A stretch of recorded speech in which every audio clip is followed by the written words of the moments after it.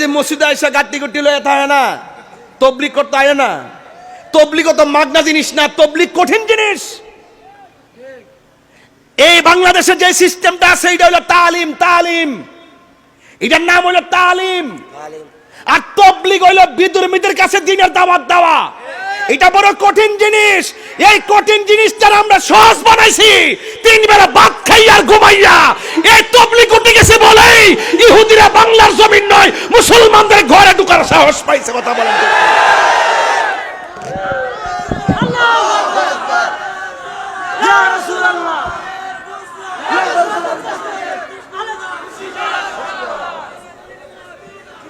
আজকে আমরা কঠিন জিনিসের সহজ বানাই, সহজে কঠিন বানাই।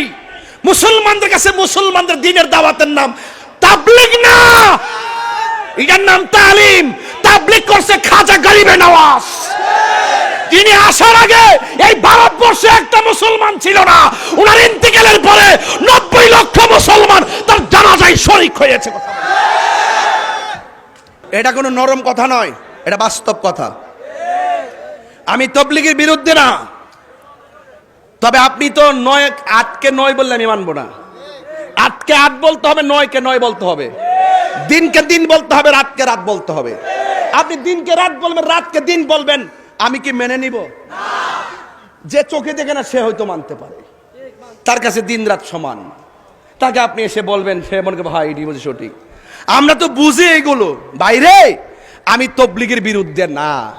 তবলিগ হইল বিধর্মীর কাছে দ্বীনের দাওয়াত দাও, এটা কঠিন চ্যালেঞ্জ। আজকে আমরা যদি ইহুদিদের ঘরে ঘরে, খ্রিস্টানের ঘরে ঘরে বিধর্মীদের কাছে আমরা দ্বীনকে প্রেজেন্টেশন করতে পারতাম, আমাদের ব্যবহারের দ্বারা ওরা আমাদেরকে মারার স্বপ্ন দেখতো না। আজকে আমরা ওই আসল জায়গা ছাইড়া দেওয়ার কারণে ওরা আমাদেরকে দাফন করার জন্য ঘরের ভিতরে ঢুকছে। তেল্লা মাথায় তেল দিয়েন না, যেই মাথায় তেল নাই সেই মাথায় তেল দেন। সবাই দুরূদ শরীফ পড়েন। আল্লাহুম্মা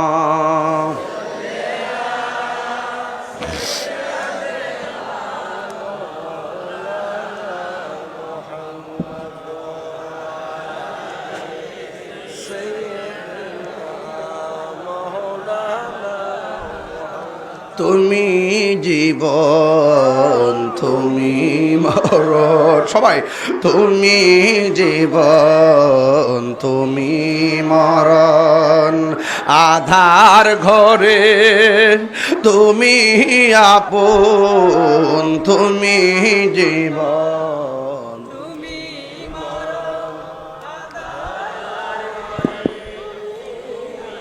তুমি মোদের পাড়ের তরি, তুমি তুমি নিদানে নেওয়ালা।